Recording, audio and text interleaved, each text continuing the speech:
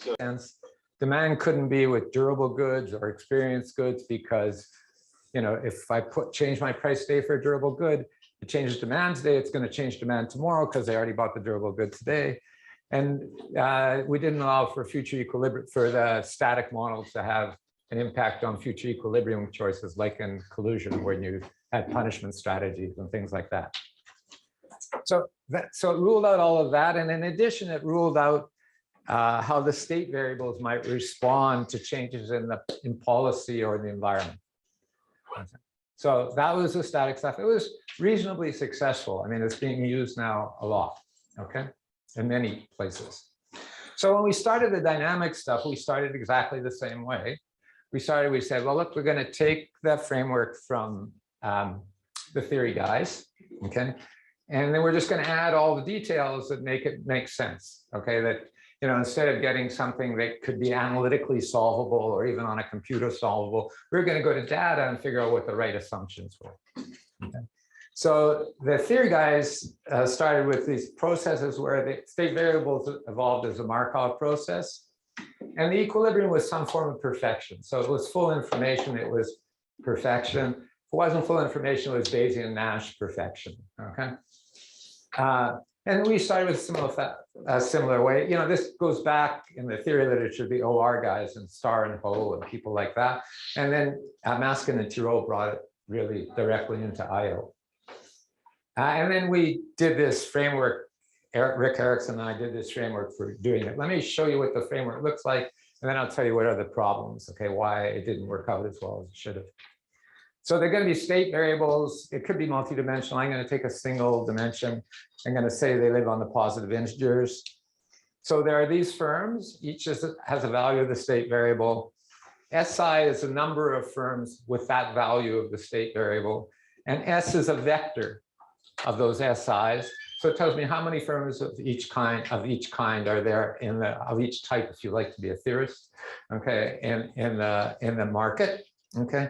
And there's some aggregate shock, okay. If you're doing differentiated products, it's frequently the outside alternative, but it can be a demand system. It can be anything you like. I'm going to set up the standard capital accumulation game. Let me just say for IO capital accumulation game, my definition of that is my investment only affects my state variable and nobody else's, okay? So that doesn't work for every kind of investment. So for example, if you're doing an auction, okay, my price affects, and it's a dynamic auction. So I don't know, I'm doing timber and I have something to process timber, okay? So it matters, and I want to keep that full going. So my bid today depends on tomorrow, whether I have a lot of stuff today and whether I'm going to have a lot of stuff tomorrow to put feed. So there, I put in a bid. It's a dynamic control now. I put in a bid, and the outcome depends on the bids of the other guys. Okay, so in an auction setting, that won't work. But let me keep with the simplest stage now. Okay, so the continuation value, you estimate the profit function offline. So there's a demand system and a cost system and an equilibrium assumption, say, for price. Okay, that gives you the profits as a function of my state variable and of the distribution of state variables in the market, which is pi is. Okay, so VIS is my value, and my Bellman equation becomes the maximum of whether I go out. If I go out, I get a continuation value. I get a sunk cost of fee. It might be negative if you're in mining, okay, but it's some value, okay. And if I stay in, I get to choose investment, and I get profits, and I get to choose investment, and I choose investment to maximize the expected discounted value of future net cash flow, okay. And so that's just and in a capital accumulation game. So what do I need to do that? I need a perception of where I will be tomorrow and where my competitors will be tomorrow. I can't make that decision without that perception, okay? So that perception becomes, in a simple capital accumulation game, my perception of where I will be tomorrow, okay, depends only on my own investment and on the state and on the exogenous random variable, okay? And then I need a perception of where my competitors will be. Where are my competitors? It's S prime, should have been prime there, S prime minus EI. EI is just a vector that subtracts a 1 from the ith place, because that's me. So S minus EI is just my competitors. Okay, so I need a perception of that in order to do that. Okay. Okay, so typically what you'll do is you'll assume that there's a family of distributions for my investment tomorrow, given my investment today and the amount given where I am today, where I'll be tomorrow, given where I am today, my state variable tomorrow, where I am today, conditional on my investments, which is stochastically increasing in my investment and in where I was yesterday. Okay, and then some beliefs about where the future goes. So there are many possible entry models, and it doesn't really matter how you, well, it matters, or empirical work. Okay, you have to sort of make sense out of it. But the simplest one is you just pay XE to enter, has to be greater than what you get if you exit next year, otherwise you get a chattering problem. And you enter one state later at some probability distribution of where you enter, okay? And what's the dynamic equilibrium? Every agent chooses optimal policies given its perceptions of the likely future industry structures. Okay, so I'm going to do what's optimal for me. I'm going to solve this Bellman equation given my perceptions. Okay, and I'm going to do the bet. I'm going to first of all, I'm going to compute what my expected value is tomorrow if I stay in, and then I'm going to compare that to getting out, and I'll get out if it's worse. Okay, and so I'm going to do the best I can, given my perception. And those perceptions are consistent with the behavior of the agents and their competitors. Okay, so that's Star and Ho or Baskin and Tirole or whoever you like. So, if you just do that, there's a proof by Dorotselsky and Satterthwaite that there exists an equilibrium, and we showed that it's computable in the sense that you only observe states between 1 and K, a finite number of states, and there'll only be a finite number of firms are active. I need some regularity conditions for that, but it's giving me the regularity conditions. It's right, and the equilibrium will generate a Markov process on these vectors, which are the market structures. Okay, so given the market structure yesterday, okay, there'll be a distribution of market structures today. It's just a Markov process on one, just for every structure tomorrow, there's a distribution tomorrow, and it's just Markov process in different state space. Okay. And we prove also, we give conditions. This is not necessarily true, that this will be ergodic. So this is actually going to end up being important for further work. So this is in 2 dimensions. There's many dimensions here, but just in 2 dimensions, the state space will be a box. Okay. An ergodic process means, you can start wherever you want, but eventually you're going to end up in a subset of the states, the recurrent class. And once you're in there, you're going to stay there. So you're going to stay there forever with probability 1. And those states are just states that make sense from an economics point of view. There are states that demand will if the market's very big, is that clear? We might start with only 1 firm in it, but it will grow. And before you ever get back to 1 firm, there'll be entry. So, you can throw out part of the state space because it can't be recurrent, okay? It can't happen infinitely often if you like math of it, okay? And the economics of that determines that, okay? So, and the limit, there's a limiting probability distribution on this. Once you get there, it's called the invariant measure. And it's what people say when they say you're at a steady state, which is a misnomer because it's not a steady state. It's not one state, okay? It's a distribution. It's a distribution of states. So wherever I am today, there's a distribution tomorrow, and you move around this recurrent class in the way it goes, okay? So that's a misnomer, but people use it all the time. Okay, let me show you how you compute this just to show you where the problems arise, okay? I'm going to do the brute force computation first because I just want to explain what's going on, okay?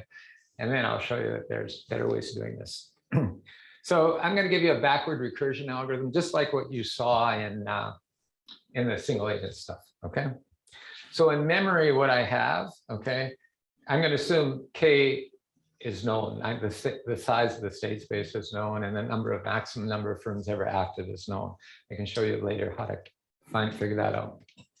So in memory, what do I have? I have the value function of policies associated with every IS. It's just like backward recursion, just like you do single agent. You have stuff in memory. We're going to pull it up, update it, put it back in memory, and get to a fixed point. Okay, that's so. How do I update? So in the standard sort of brute force algorithm, you update what's called synchronously. What does synchronous mean? Synchronous means that I do every point in the state space every iteration. Okay, so I just go through the points, okay, and I update each point. Okay. And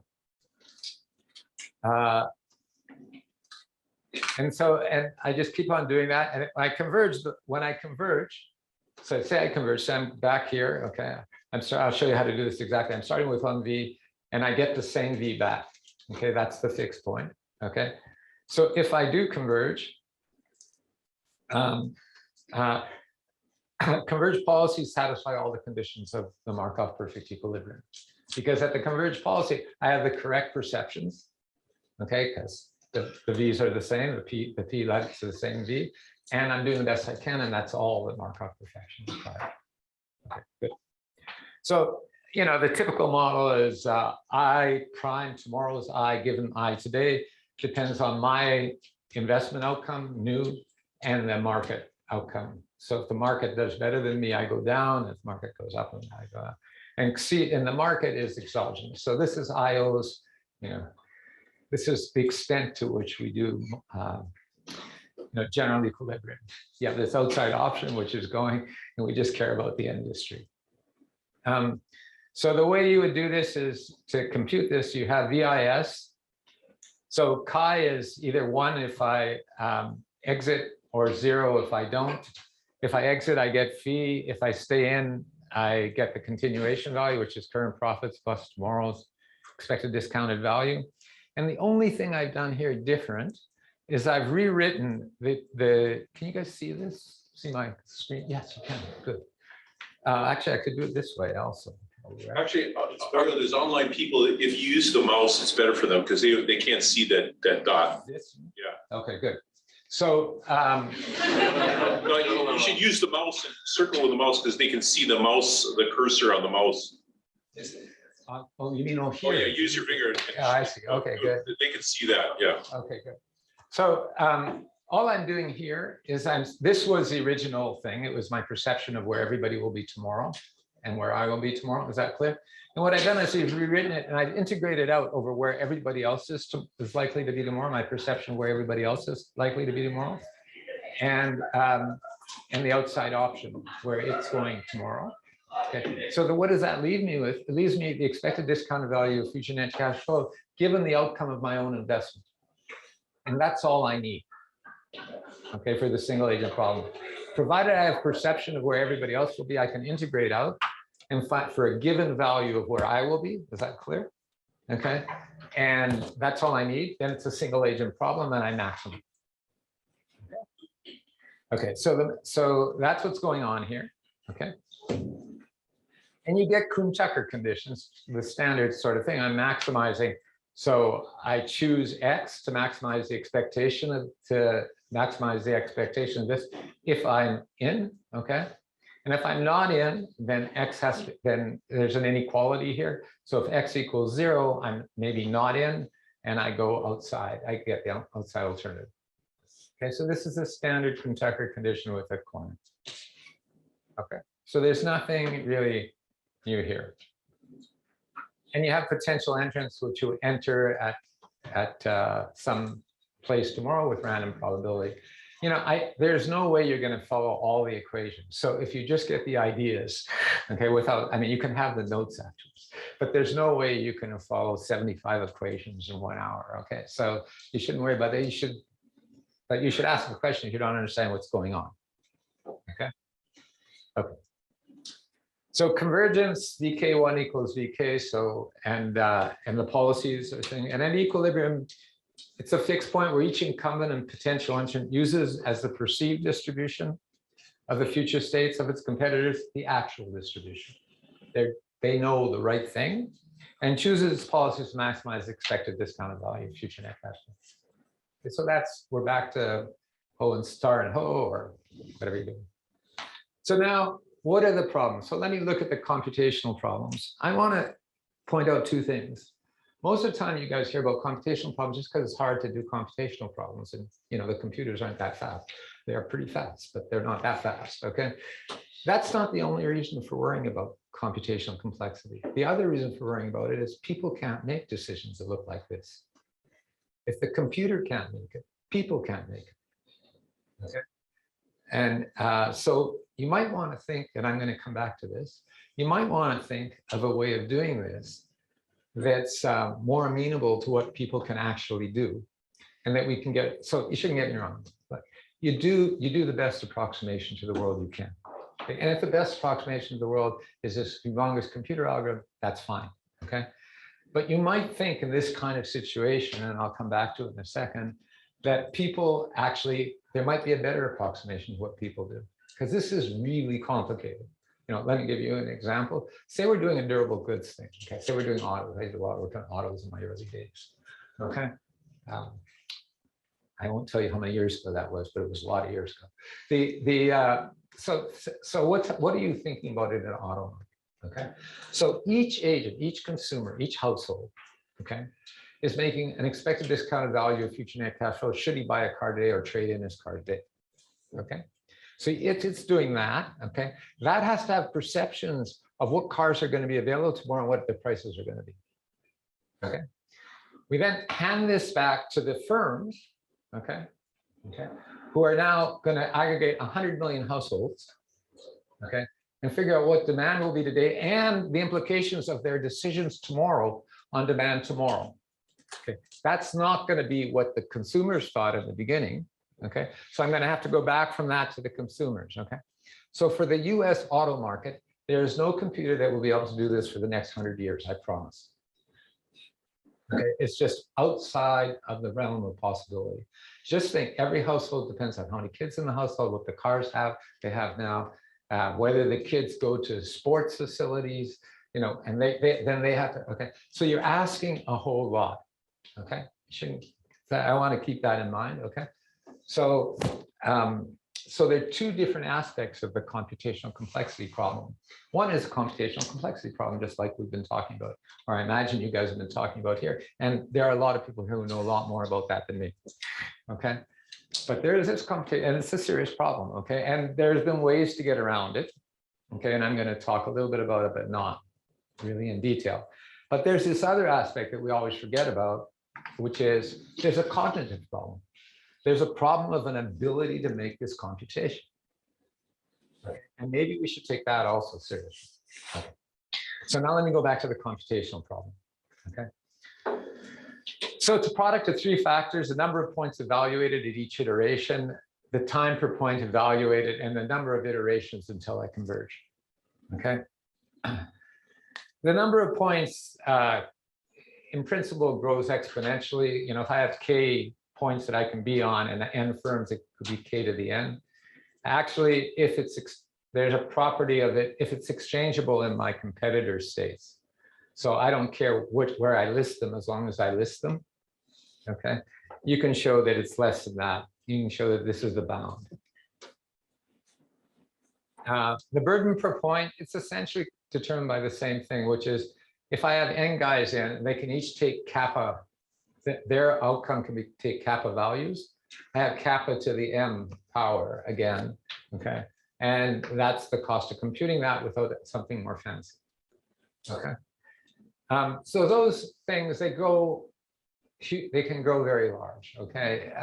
If you have 10 firms and 20 possible outcomes is 10 to the 20, forget about the number of points, okay? It gets very hard. And there's been some really good work really good work making that more simple. Okay, so this is what's known as the curse of dimensionality.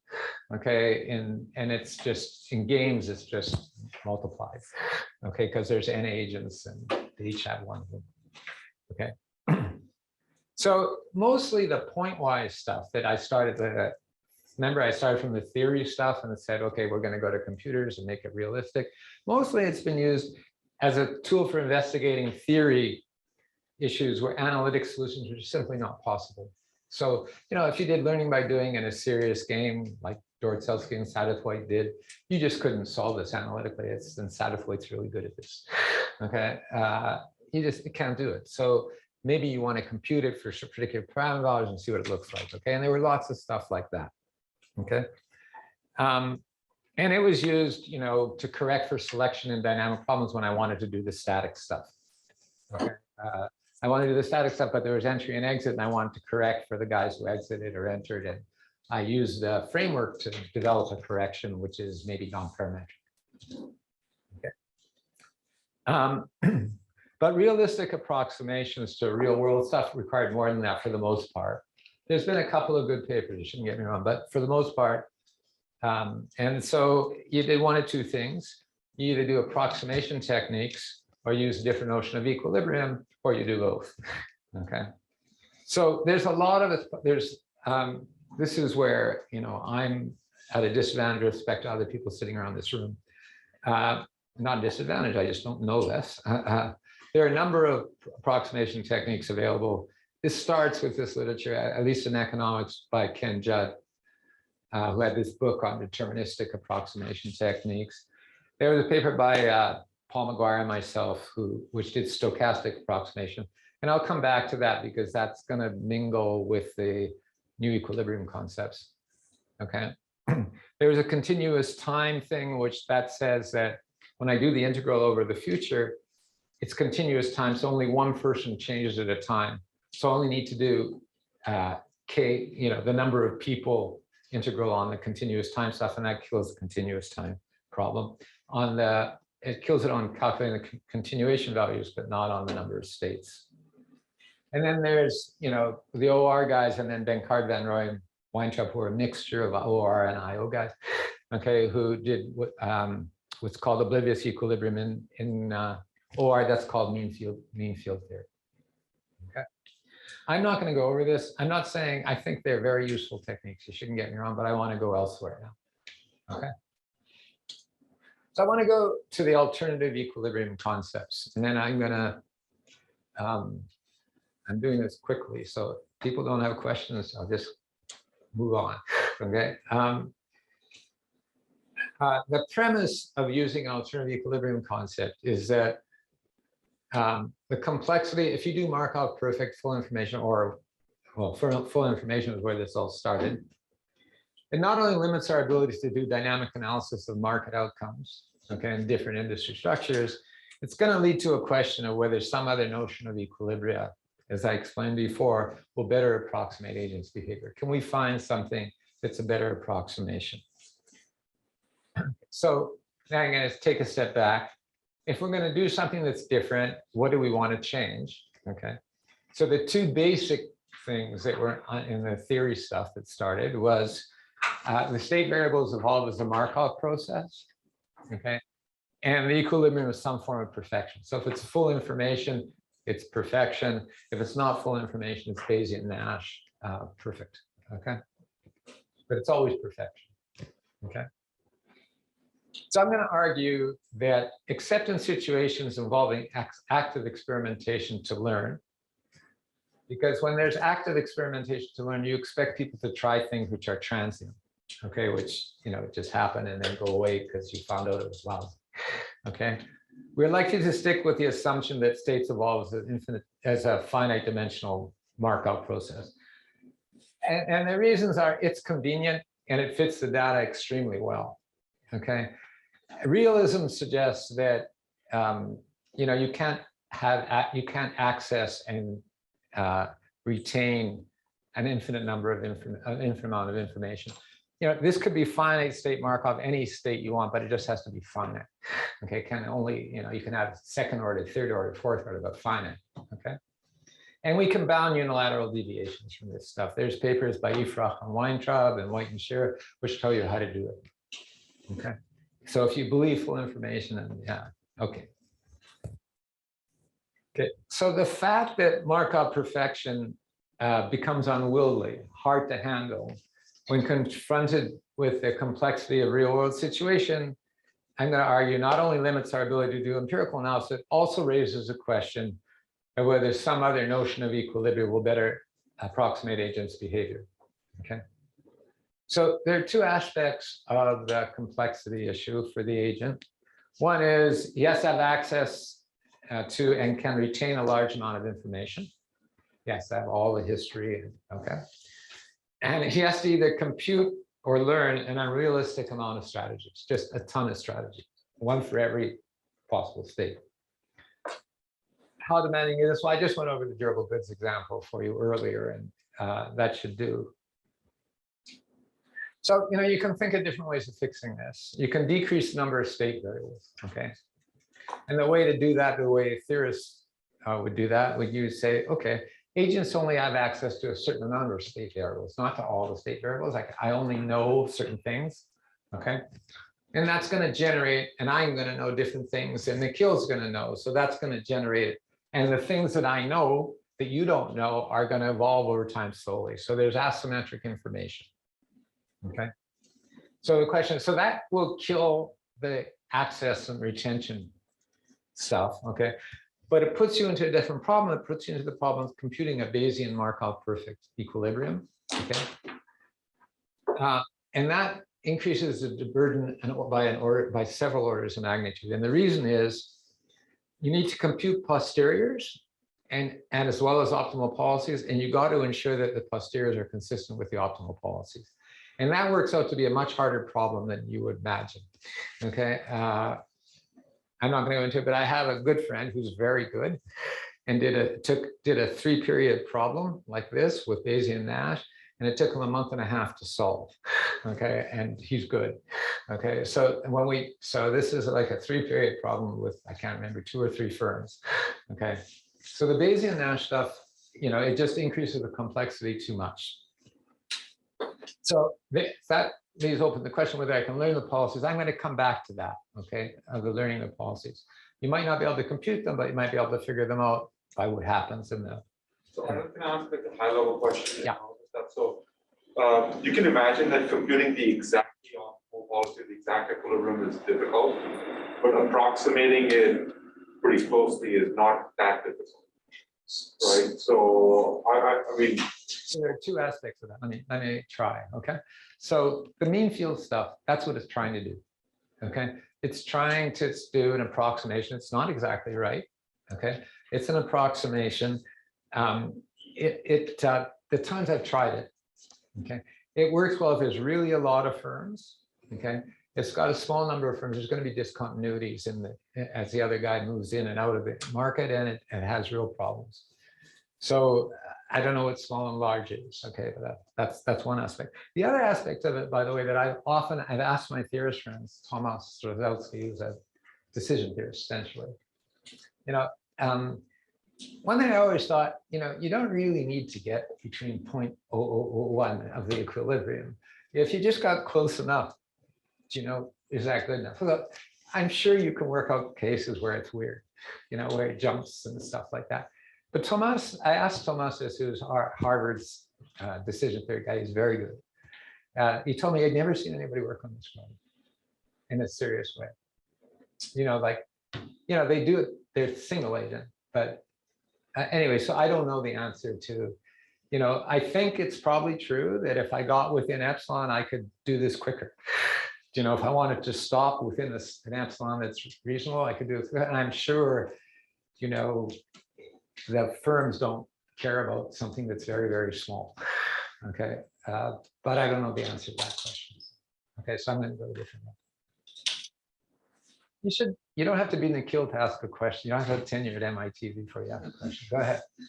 Yeah, so could you also think about, like, say the agent makes a choice where he or she knows the value function is very flat and it's good enough. Like, so that in this area where, like, basically my outcome will be the same. There is a literature on that. Let me just say, you'd be surprised that it started with Akerlof and Yellen a long time ago about, if you're at the maximum, a little perturbation for the maximum, it's 0, the derivative is 0, so not much happens. But it is really just a question of, if you're nearly flat, it's the epsilon question. Let me say that I think that's a relevant question for some problems. You shouldn't get me wrong. But I think when you get to the bigger problems that we're really trying to analyze, it's just not going to help you enough. Yeah, but I also try to say it's something a little different. It's not just the local structure, but the more local structure of the value function. So you can be very like, I'm comfortable acting in this kind of space. Okay, so let me just say, you have to show me that that's the way the value function looks.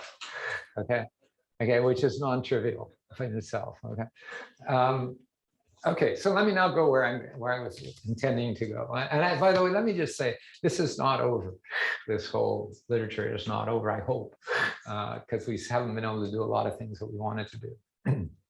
So what do we want from a model that's with a different equilibrium assumption? I'm going to argue that I'm going to keep the assumption that agents perceive they're doing the best they can.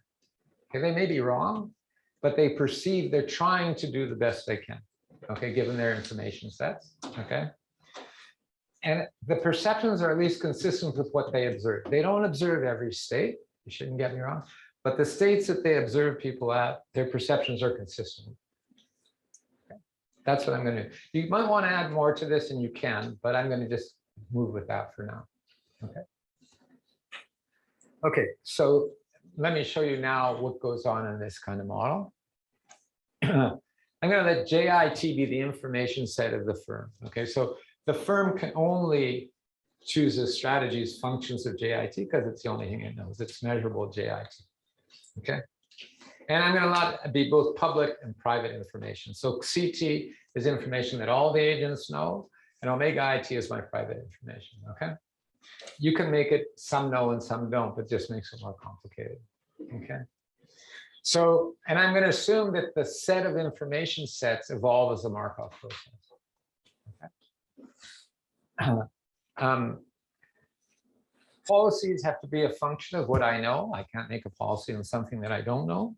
And I'm going to assume it for now finite. By the way, that's not necessary. I'm making it, I'm doing a whole half a course in 1 hour. So I'm making it as easy as I can. So, and I'm going to assume a capital accumulation game, which means that my distribution of omega tomorrow just depends on my policy, today, not on my competitor's policy today. Okay, so that makes it a capital accumulation game. And the public information is what I use to predict my competitors' actions. Okay, what my competitors are going to do tomorrow, because my profits tomorrow will depend not only where I am tomorrow, but where my competitors are. So a state of the system is the set of information sets. Okay, so it's my little st now. Okay, on the other hand, it's what I have to know to compute the equilibrium, or I have to know something about it to compute the equilibrium, but the agents only need to know their own information. Okay. Okay, so I'm going to let the agent's perception of the expected discounted value of future net cash flow. He's going to need a perception in order to make his decision. Okay, it's going to be these W's. I don't know why I made one capital and the other one lowercase, but it's the same thing. Okay, so WMJI says I'm at state JI. That's my information set. That's what I know. Okay, and I have a different expected discounted value for choosing different M. Okay, and I'll want to choose the one that makes me best off. Okay, but I have a different one for every M. Okay, and I also need an expected profit. So these are the W's are continuation values. So what do our assumptions imply? They imply that each agent chooses an action which maximizes its perception of its expected discounted value. And for those states that are visited repeatedly, that I see many, many times, or infinitely often, if you like, okay, these perceptions are going to be consistent with reality. So we're going to do an asymmetric information game, for the equilibrium. No, I'm going to get to the, I'm left with the question of how do I get to the equilibrium? I still have to do that. Okay, I'm going to come back to it. But when I'm in equilibrium, I'm going to be in in the recurrent class. And in all these states, I hit them many, many times, and I get to learn what the outcomes are there. Okay. So formally, what's going on? At every JI, WM star is greater than WMJI. So remember, I have perceptions at other places, not in the recurrent class. they could be wrong, but I have perceptions. They're in memory, okay? They may be just initial conditions, maybe so far out that I just know I never want to do it. Okay, so it's just 0 or some number which I never get to. And for all Ji that are a member of an S, so of a structure that's in the recurrent class, I'm correct. What does correct mean? Okay, my perception of the value of playing MJI today is the expectation of profits if I did play MJI today, and the expectation of the continuation value. What does that mean? It means the expectation of where I will be tomorrow, given where I am today. Is that clear? And when I'm there at that JI tomorrow, I'll play the optimal thing tomorrow, M star. Is that clear? Okay. So how do I get this? Okay. Well, I hit the JI many, many times. Okay. So I can see empirically what happens to me next period, given that I was at JI this period. It's just an empirical distribution. It's in the data. Okay. And that's the distribution I need for this. That's the distribution I'm learning. Okay. Similarly, okay, I know when I'm JI, okay, I know what my other competitors played, or at least the expected profits I got, because that's also in the data. And I see what profits I've gotten at that JI last time, okay, when I played M star. Okay. So at least when the game's repeated many, many times, I get to this equilibrium solution, and I can just, if I had a lot of data, I just read it off the data. Is that clear? Okay. And so now the question is, can the agent learn this? Okay. Okay. So I'm going to give you an algorithm which allows the agent to learn it. It has two advantages. It makes assumptions. Okay. But it has two advantages. One is the agent can learn it, and the second is you can compute it. Okay, so it's the same algorithm. Okay, so it's what's called an asynchronous reinforcement learning algorithm. What an asynchronous algorithm is when I go through at a given iteration, I only update one point. I don't update everything. So the synchronous says I updated everything. Okay.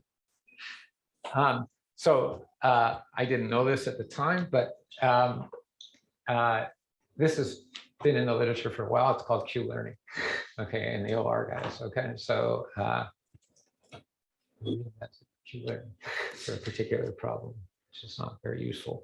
Let me say that. Okay, so these are the same algorithms that computer pricing algorithms typically use. Only they're not dynamic. They are dynamic in figuring out the future, but none of the state variables change over time. Okay, and the equilibrium solution I'm going to get you for this is exactly the equilibrium solution that applies to the pricing games between computers. Okay, so if you think of somebody like Amazon or eBay, you know, Amazon selling things, okay, it doesn't, or airlines setting prices, it doesn't reset a million prices with a human every day. It has a computer program, and it has somebody who oversees the program who once in a while gets involved in. Okay, it's the same kind of thing. Okay. Okay, it's going to work out. Let me just say, so the fact that you can use it to learn, that the firms can use it to learn, I think makes it useful for perturbations to the environment. If you had a policy perturbation or an environment, okay, as long as it wasn't too large, as long as it doesn't start generating, you know, using different state variables to condition on and things like that. Okay. So if there's more than one equilibria, and let me just note, Bayesian perfect equilibria, this is an asymmetric information game now, okay? Bayesian perfect equilibria have more than one equilibria. There's no uniqueness thing, okay? And now when I've weakened that, so I not only get all the Bayesian perfect equilibria, this equilibria, if you have Bayesian perfect, it'll satisfy my conditions, okay? But more will satisfy it. And the way you see that is this recurrent class has two kinds of points in it. It has points that are what we call interior points. What is an interior point? It says, no matter what M I play, I'm going to stay in the recurrent class with probability 1. Okay. I know that if I play the optimal M, I stay in the recurrent class with probability 1. That's what determines the recurrent class. Okay. But I could play, there are points where I could play an M that's not the optimal M, and I could leave the recurrent class, okay? And if I leave the recurrent class, there's nothing saying that my perceptions are correct. I have perceptions, but they need not be correct. Is that clear? Okay. And the fact that I have perceptions outside here, okay, which are incorrect, can determine what the recurrent class is. Okay, so it's going to be another additional level, okay, of multiplicity, and I'm going to come back to that. Okay. Finally, the other thing about this algorithm, it's going to kill both sources, at least in principle. Kill both, of course, both causes of the curse of dimensionality. By going into the recurrent class and staying there, okay, the recurrent class doesn't grow as does, you know, k to the n or anything like that. It depends on the economics of the problem. It doesn't need to grow at all as I increase the number of state variables. Typically, it grows linearly, but linearly and exponentially is very different. Okay, we compute very large things. Okay, and you know, computing, you're going to see in a second, but computing the continuation value, all you're going to do is add two numbers. Okay, because I'm going to do stochastic calculus. Okay, so let me show you how you do it. Again, I just enforce to go back to where I started. Again, the problem here is different for management, which only has to focus on its own J, and for us, who has to get everybody. Okay, so the way the algorithm works, at some point I'm going to go quick so I can get to a little bit of empirical work. Okay. I'm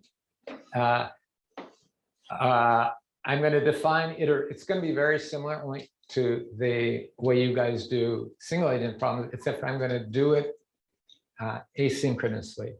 So I need a location where I am today, because I'm going to just update one location at a time. So that I'm going to call that LK. Okay. And that's where the location where all the actors are today.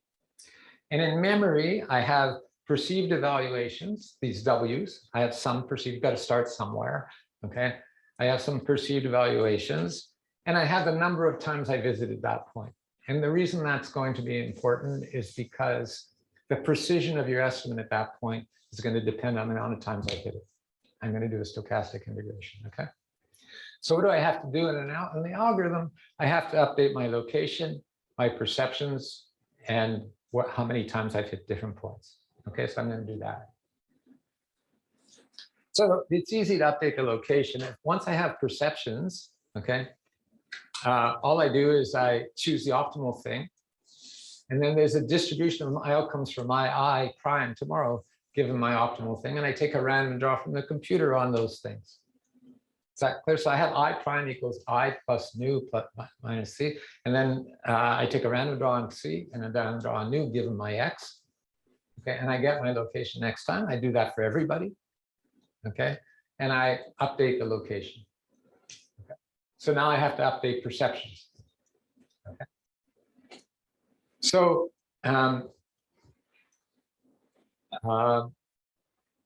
my ex post perception of where I got, remember I have K level stuff in memory. So I've done this K times. So I have, my memory is for iteration K, and I have in it my W's for that iteration in memory. Okay. So my perception of where I got to this time, okay, is VK plus 1 JIK and playing my M. So I see the profits I got. Okay, I'm going to assume now that I can calculate profits for the other guy's M also. So I've estimated demand function. Okay, so I can calculate profits. Okay, you don't need to do that. There's a paper just out in the AER, papers and proceedings. It goes both ways, does it and doesn't do it. Okay, does it both ways. So here's my perception. I know the profits I got. Okay, post facto, it's happened. I chose M. Okay, I chose X. I got somewhere. What profits did I get post facto? Okay, so that's my perception of what I made. Okay, what's my perception? My profits that I got, and then my expected discounted value from the stuff in memory of where I got to. Is that clear? So I got to somewhere. I have in memory, okay, what my perception is of the value there. I choose the optimal M there, okay, and that's my perception of where I got to today. Okay. So how am I going to update my perceptions? Okay, I'm going to say, well, That was just one draw from, I'm at JI many times. That was one draw of it. And the W is just an average of my draws of VK plus 1 this time and what I had before. This is just a way of calculating an average. Okay. So, you know, if you were in OR, they would say WK plus 1 minus WK is 1 over HK VK plus 1. You know, I had my perception going in was WK. I got this V. Is that clear? If V is higher than WK, I increase it. If V is lower than WK, I decrease it. Okay. So let me just say, that's not the efficient way to do stochastic integration. This goes back to Robinson Monroe in 1956. Okay. So it's not a new thing. Okay. And it's not the optimal way to do it because you really want to wait the later periods more because they're more informative, they're more precise than the early. So there's fancy ways of doing this. I'm not going to do it. Okay. But there's fancy ways there's all sorts of textbooks. Okay. You should notice that if you're at equilibrium, the expectation of V star is W star. So if you get there, you tend to stay there. And let me just say, all the algorithms for dynamic games are not, there's none that are guaranteed to converge that I know of. Okay, and at least a while ago, I checked the literature on this. Haven't done it in a while. But the learning interpretation provides a rationale regardless. Okay, so even if I don't get to equilibrium, here's a model of learning that people can actually compute and learn from. So it's an assumption, you shouldn't get me wrong, that people will work like that. This is a good approximation to how people learn, but there is at least a rationale for using it.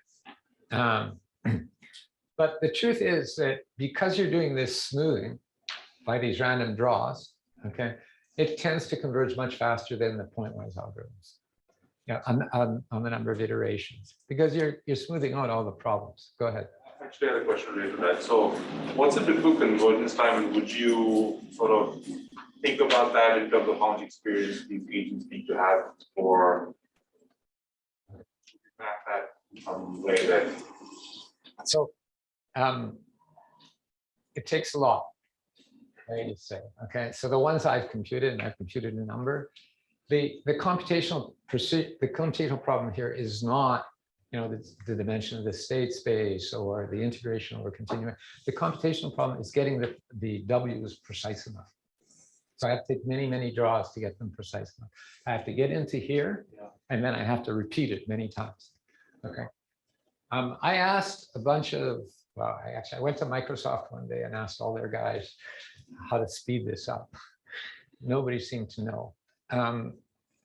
I can tell you that, you know, when we did the original paper in 2001 on this kind of stuff that's in Econometrica, you know, we were able to do with computers that were maybe 1995 computers. I can't remember how long it took to get it published. Okay. We were doing 14 firms. And, you know, it took 14 firms, only one state variable per firm, and it took overnight. So, you know, you can ask yourself the question, and we got to an equilibrium. I mean, you can ask yourself the question, you know, how fast has computers moved since 1995? My guess is a lot. Okay, but, you know, I don't know. And I haven't, I'm just starting to get into this again now. I will show you, I'm going to get into some empirical work. I had a few minutes. Okay. Would you map that to how much experience you think people would need? So I think it's the wrong way to think about that. So, I mean, let me just say, okay, so I'm going to kill myself, but I think people learn not only from what the point they're at, but for related points. I'm going to show you how I'm going to take care of that in the empirical work, but yeah, but I don't think the computer algorithm. So I need a notion of closeness. Okay, and I don't have it really. I mean, you could think about it. You shouldn't get me wrong, but I haven't done that. Okay, that is going to be true in all of these large computational problems. You know, people learn from different things, and in order to do that, maybe if I knew more about the industry I was dealing with, I'm going to show you some empirical work in a second. Okay, and you'll see how I handle it. Could there be multiple of these recurring classes? Yes, in principle. So, so I don't know for this one, but for the Markov perfect stuff, we give you conditions in the Ericsson paper in 1995, which will guarantee it. Okay, but in general, yeah, you know, you can have things like Polya-Ern schemes, right, where you can go off different ways. I mean, so there's nothing. It's Markov. You know, you can go off in different ways, and you can go to different places. So how do you choose these initial conditions? You can end up in various different places. So what I'm going to say, I get to your question in a second, I promise. What I'm going to say is, and the way I've been done it when I did applied work, okay, is you know, you're going to start somewhere and you're going to simulate what could happen in the future. And you do a bunch of simulations. You do it more than once, and you get a distribution of outcomes in the future. And, you know, that's all I can tell you. Okay. You had a question. I'm sorry, can you just explain again how we get dk plus 1? I can't hear you. How we get dk plus 1 in the... Yeah. So what I'm going to do, I see what profits I got, okay? And I know where I got to. I mean, this is post facto. I did this post facto. I see my profits, I see where I got to, okay? And in memory, I have the value of each play at where I got to, because that's the W's in memory. I just bring that up from the computer, okay? And I choose the one that's optimal for that, for where I got to. And that's my continuation log. So the competitors only influence what you do through the location updating? No, it's because I'm at JIK. Okay, everybody has their own JI. Is that clear? It's asymmetric information. I don't know your JI. Okay, but they do something. Okay, and as a result of that, that affects my profits. And I know what they did. I mean, I've been at this JI before, and there's a distribution of what they do when I'm at JI.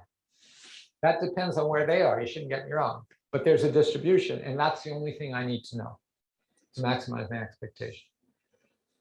Is that okay? Yeah. Good. So I'm going to move on. Let me just say, there's a refinement of this, which ensures that the boundary points are consistent with the information in memory. Okay, so the information may be wrong, but you make sure that on the boundary, okay, at least your perceptions of things outside of the boundary are worse than inside the boundary. This is called boundary consistency, and it's a paper by John Asker and others, me included.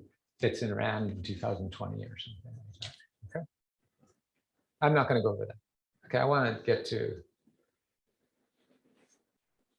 So let me talk about estimation. Okay, for a minute, and then go to. I hope I can get this through this. So I need a candidate for JI. So because I have to figure out the policy functions of everybody. So I'm going to do that empirically. I'm just going to say, look, I see your investment. I see some variables. I can tell you by doing a regression function what you keyed your investment off, what you cared about when you made your investment decision. That's going to be your information set, except for the one problem that I probably don't see everything that you see. So there's going to be an unobservable there. Okay, and that unobservable will be serially correlated. Well, maybe serially correlated. Okay, because what I know that what they know that I don't know may well be serially correlated. If it's not serially correlated, estimation is standard. Standard given what's happened around here. So, you know, doing CCP or doing, you know, Bob taught you, or you can do Bayari, Denkard, 11, or you can do this other stuff. Okay. The problems that arise are because you don't expect it to be serially uncorrelated. And I'm going to show you an empirical example. It's nothing like that. It's nothing like empirically uncorrelated. So I'm going to do pharma advertising. Let me just say, there are two types of pharma advertising, detailing and DTC. Detailing is when they send some guy to talk to doctors, and DTC is direct-to-consumer advertising. In almost all but 2 countries in the world, direct-to-consumer advertising is not allowed. And in some countries, detailing is also not allowed. Okay, and so there's a question of what we want to allow and what we don't want to allow, or how to set up an institutional structure which is in society's interest to allow for advertising in pharmaceuticals. Okay, so that's where we're going.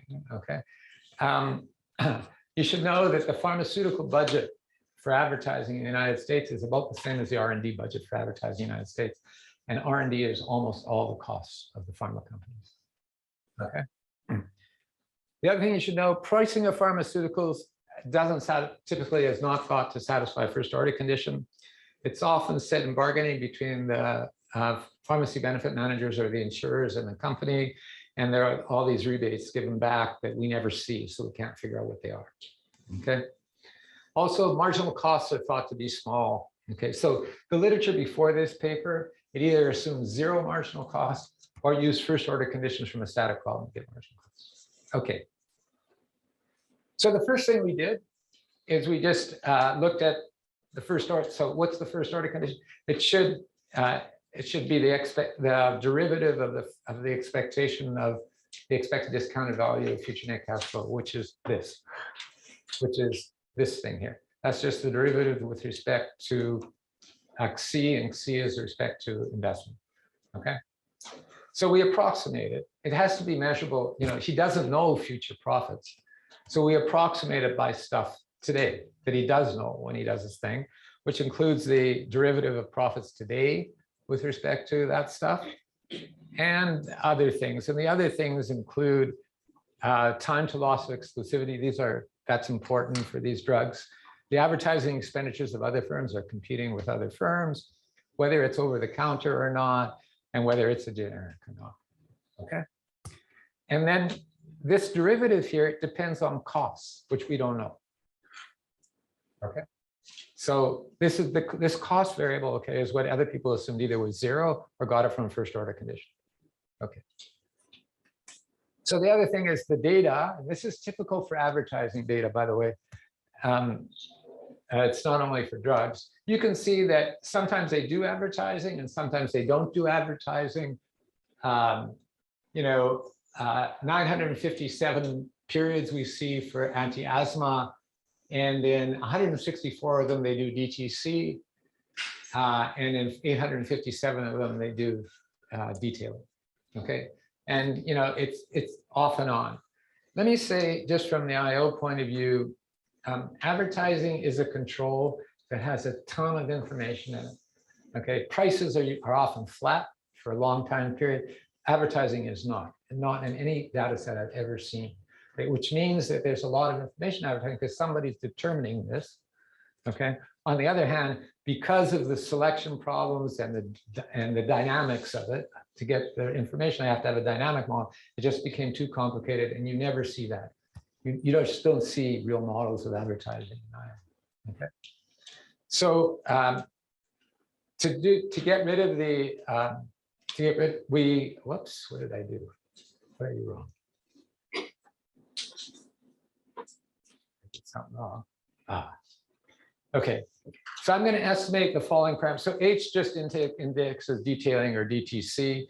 And for every market, I'm going to do 4 or 5 markets for you. These are the biggest advertising markets in the United States, advertising for pharmaceutical markets in the United States. Every market's going to have their own parameters, and the costs that I'm going to estimate are going to be different for every drug. Okay. So again, now I'm going to actually estimate costs instead of assume it's zero. Okay, or instead of do first order conditions. Okay. Okay, so let me just show you some results and then I'll quit. I'm 1 minute over already. These are the results. I want you to pay attention to 2 things. This is the serial correlation coefficient for the information I don't know. They're all between 0.5 and 1, and they're all significant. And the 3 stars mean 0.0001 significant. Okay, so this is 1 in 1,000 type 1 errors. Okay, it's you can't ignore that. And this other thing, and that's both for both types of advertising. And the other thing, the MD, is the controls for selection, okay, which is an inversion. Okay, and you can see they're equally important. So doing this without taking care of serial correlation or selection, you would worry about biases. Okay. And then the other thing I want to show you is the differences. So these are the costs we estimate. Whoops, let me do this. These are the costs we estimate, and these are the costs that you get from the first order condition. So the thing I want you to notice is ours are much smaller than the first order condition estimates, all everywhere. And the generics are much smaller than the branded. Okay, and they're all almost all above zero. So estimate, if you're doing first order conditions or the other thing, you're going to get it wrong. Okay, so doing, paying more, so the argument I'm making, which you can, doing dynamics more carefully, okay, actually has an impact on the way you're going to do policy afterwards. We are going to now compute, this is in process now, we're now going to compute equilibria for this game. And we have a way of doing it pointwise for a continuum of variables. And then evaluate alternate institutional structures like. I heard you said you had a minute left. You had like a half an hour left to go to 45. So. Oh, really? We go to, so people should ask questions. I went too fast. Why did I think we started at 1:15, right? I had till 2:30 or 2:35. Okay, guys, questions. I don't know. I guess I'm used to doing things in shorter time intervals. I'm happy to take questions, or we can, stop with it. So let me just go back to this then a little bit. So the way we handled this, the serial correlations, we just did, standard stuff. We did quasi first difference. So on the right-hand side, you'll see theta 0, 1 minus rho, and then log dt, the profits minus rho, and then the same for the W terms. Okay, so, and then the MPHT, it actually is a little bit complicated because I need to take care of two sources. When you put in stopping, you want also a fixed cost of doing something. Okay, so that will give you a corner instead of a positive derivative. So you have to be a little bit careful with that. But the paper shows you how to do that, and you get a function of these probabilities of actually people doing it or not as a function of the state variables. Okay, so we put all that in. I don't know what else. So yeah, good. I mean, we need questions. No, I missed some links. So I'm still sort of the advertising application, and then you're talking about computing in equilibria. I sort of missed something in the middle, like. How No, sorry. Like you're going somewhere with the pharma. Like, compute the equilibrium, or are you saying that? No, so here's what we wanted to do. Good. Yeah, so let me say what I have to do in order to recompute different equilibria. Okay, first of all, okay. So I'm going to assume they're the same state variables. Okay. But I'm going to do something like I'm going to shut down DTC. That's one thing I'm going to try. What would happen in the United States if I shut down DTC and then compute another equilibrium. Another thing we're going to try is we're going to say, let's force there to be, and this happens in milk and other things. Let's force there to be a central body that determines advertising for everybody. What's the issue with advertising when I just say in DTC, in pharma? There are two arguments. One argument says, they're like I don't know, GERD or ulcers, okay? So there's, 4 or 5 different things. There's that are essentially the same molecule, okay? That, they have different things that they release differently in your body. They can affect people slightly differently, but for the most part, they're the same, okay? And the argument by the other countries are not allowing DTC advertising is twofold. One, the agent doesn't really know. You don't know what's good for you and what's not good for you, okay? And two, it's wasteful because all they're really doing is saying, look, you have heartburn, okay? You can go to the doctor and get a drug for heartburn, okay? And they're going to tell you which drug, but that doesn't matter, okay? If you get the drug, it's not going to complicate other things and give you ulcers. Okay, so that's what advertising does. Okay, and it doesn't really matter whether they tell you it's affects or something else. Okay, that's the argument from government's point of view. The counter argument, okay, from the companies is, if we don't do advertising, okay, then people won't know that if you have GERD, okay, you can get something to solve it, and they're going to get sicker and sicker and eventually have ulcers, which is a very serious disease. Okay, that's counter argument. And the counter argument was, in this particular case, was really strong because the argument was, the people who wouldn't go to the doctor are people in Roxbury or, who eat very rich foods, okay, and won't go to the doctor, and they're going to get sick. Okay, they're going to have heartburn, they won't know what to do with it, and it's just going to progress. Okay, so there was an inequality argument that was laid on top of this. Okay, so the first thing the government did in this country is in 1992, 93, I can't remember, one of those years, they said, okay, we're going to allow DTC, but you can't name the drug. Okay, you can just say, if you have GERD, you can go to the doctor, okay, and ask for something. Nobody advertised, okay, because nobody was going to internalize the game from advertising. So in 1997, they changed the law and they allowed them to do DTC. Okay, so here's a different structure, which is I'm going to just force everybody to give a certain fraction of their sales to advertising, and then I'm going to advertise from a trade association for the drug. Okay, so you might think, well, that's rough. You don't, because you're forcing firms to do things, but they do this in certain places in the American economy. So you could do it in advertising. And the question is, how would that's another institutional structure that we want to evaluate. Okay, so these are the kind of things we want to do as we go forward. I don't know, I didn't know whether I answered your question or not. No, so now I kind of got the basic sense. So you're saying that the estimation procedure will link back to the equilibrium computation. Right. So what for these kind of cycles. Right. So what I need, and this is a strong assumption, but I don't know what else to do, right? What I need is that the state variables that a firm conditions its advertising on are the same in the new regime as in the old regime. Okay, if I have that, I can compute for you another equilibrium. There. Okay, yeah. So I'm a little unsure here. Usually, when I've seen use of Q-learning, this can be either an estimation technique, but it can also be used as a solution technique, right?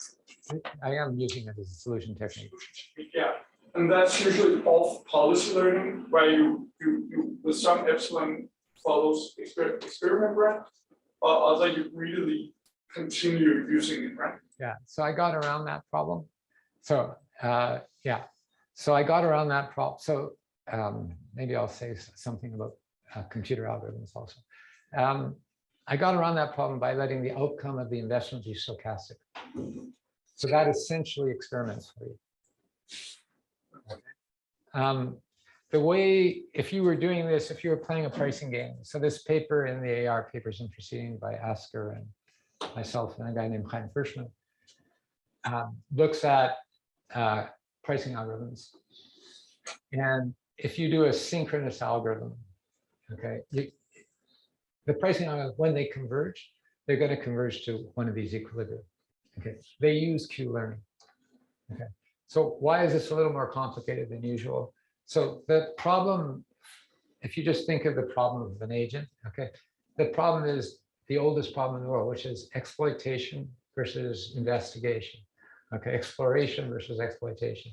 Should I do the greedy policy, do the thing that maximizes? Or should I experiment and see what doing other things? Maximize given what I know now, okay? Or should I experiment and do with other things? Is that clear? Okay. So the only difference in the game aspect is while I'm doing my experimenting, everybody else is also doing their experimenting, okay? So it's the environment is not constant. Because I do something, next time I get here, everybody's somewhere else. Okay, I'm getting something else, but it is the same problem.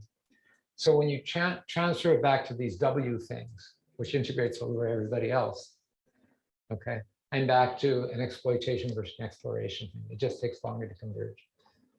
Okay, that's the same in the pricing algorithms. The pricing algorithms are actually simpler because the state space is the same all the time. It's not like we're not investing or anything else. We're just choosing prices. Okay, so the state is prices last year. Okay, and now that's all I know about you, what you did last year. Okay, and I'm going to choose my price this year given that information and what I've seen in the past historically, which is embodied in these W's or in these Q's if you do Q living. Okay, it's the same thing. It's exactly the same thing. Hopeful. I'm. You get either more coffee or more time to talk to me. Go ahead. So back to the like evaluating the learning assumption. Are there any, I guess, features in the data that you think about pointing to that can help you? Yes. Whether the reinforcement thing versus. Yeah, that's another thing that I went over too fast. I need a candidate for JI. So there are two, what I used in the empirical stuff was I saw what the guy did in formation lab. Okay.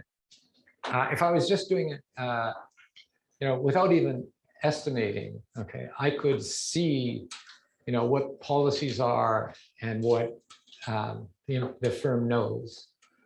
Is that, there's a question on observables, but I could see the policy and they'd only be consistent with certain policy functions and certain equilibria, by the way. So that's another way of choosing out equilibria also. May not get you to a unique one, but one way that, the equilibria that you're claiming is happening, okay, has to satisfy conditions from the policy. If this notion of equilibria is right, there are many possible equilibria, but the one that conforms with the data is the one whose policies conform with the policies of the equilibria that you compute. Okay. And that's a little bit what we were trying to do when we went back and did the estimation. And we tried to figure out, what the policies, these are actual advertising functions.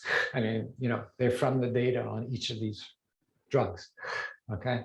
So, this is what they conditioned on, or at least up to this omega term, which I don't know, but I know it's fairly correlated. I don't know if that helps you. Should have. I guess another way of saying it is, like, is there a case where you can say if they were Bayesian, then we wouldn't get to this equilibrium? Well, let me just say, the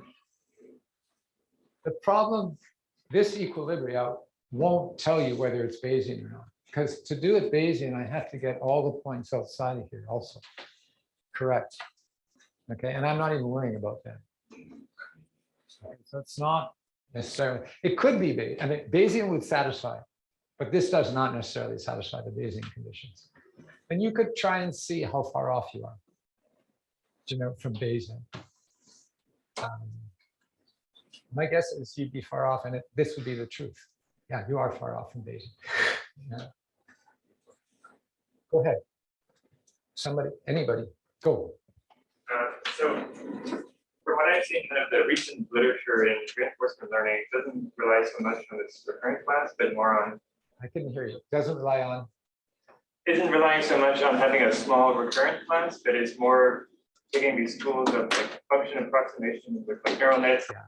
Good. To There's another way of doing this. Okay. So if you were still worried post facto, I think I have it here somewhere. If you still were worried post facto that the thing was too big, you could do something called TD learning, which Sutton and Bartow, these are all guys, as far as I know, these are all guys who started at MIT, okay, with Bertsekas and Sekoulas, I think, were the guys who generated all this stuff. What they do is they just do a functional form approximation for my W's. And all they keep in is if it's a polynomial, it won't be a polynomial, but if it's a spline, you keep in just the knots of the spine and you update them. Or if it's a polynomial, you update the polynomial. There's different kinds of polynomials that are different. Chebyshev polynomials are easier to work with. There's a bunch of different stuff. I'm really not the expert on this, let me just say. Okay, but I know it exists and I've used some of it sometimes. Sure. I have a question about what the Asians do initially, like when there's no data. I know that the Asian side of the literature, like Kalai and Lear, they require a grain of truth or something like that. Are they flexible here? Can you? So I can tell you how we compute. I can't tell you what they do. Okay. So the way we compute is we start out, at least in game, the first time you're trying this, we start out at very high W's. Why do I start out with very high W's? It's going to force me to explore. Because, you know, I'll try one W and I'll go down, and then the other W will be higher and it'll go down, and you'll try a lot of stuff. That's a problem in a way because it generates for you a lot of time on the computer. Okay. So if I knew more about it, I would feed it in. Okay. So the second time you're doing the same problem, you know, with slightly different, you start somewhere else. Okay. But that's the way we do it.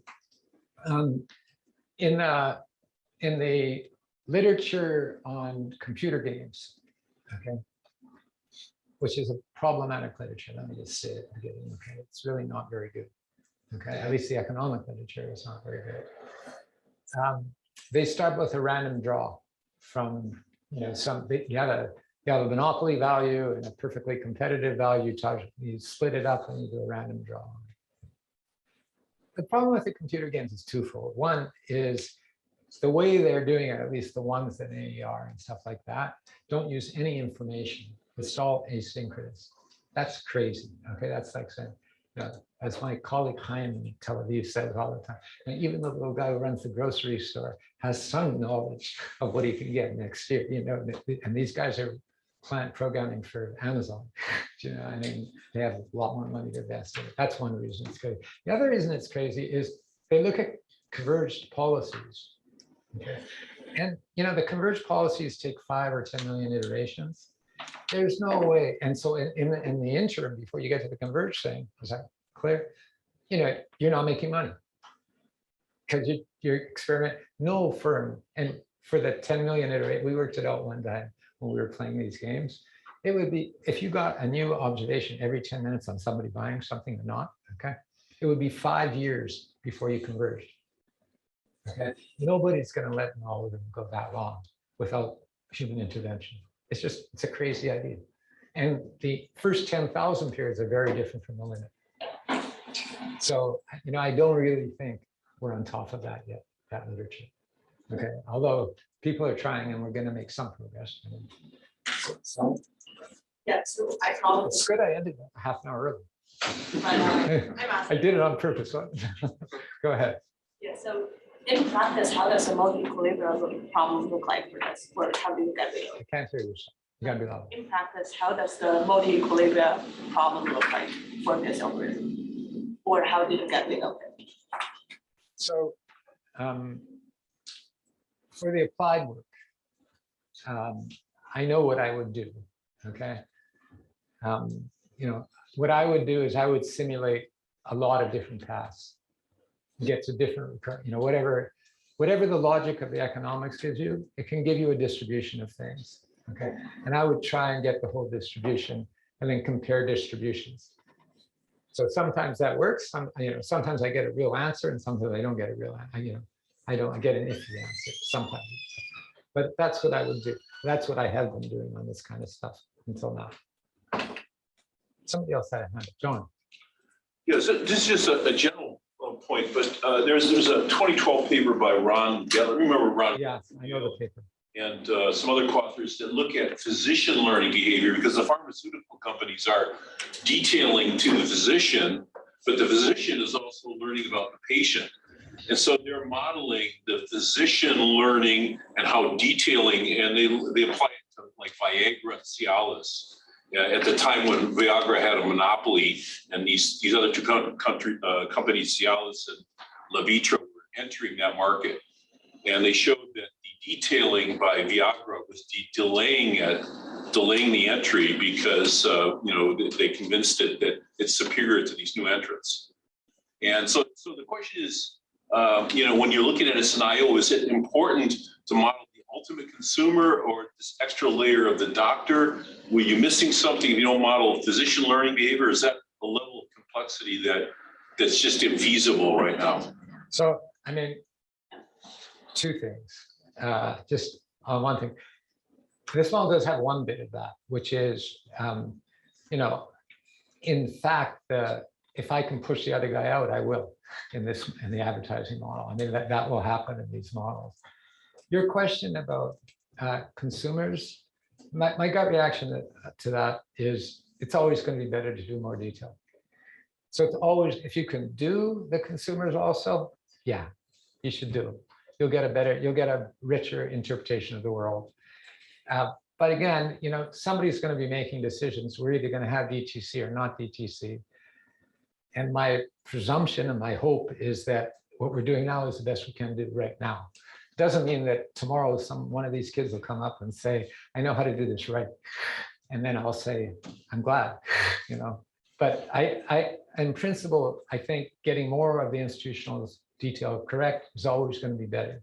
It's just that shouldn't stop. It's like, getting, the best shouldn't be the enemy of the better, or whatever that saying is. Yeah, because if we did that, the world's just too complicated a place. We'll never go anywhere. You have to start, and people are making decisions whether you like it or not. They're going to decide on DTC whether you like it or not. And the only question is, do you know more than the guy sitting at the FDA? I mean, any other? I'm happy. The questions are fun for me, more fun than the talk. So, okay, I'm sorry that I went so fast, so I didn't realize. That's the second time I've done that this summer, on a different table. So, thanks.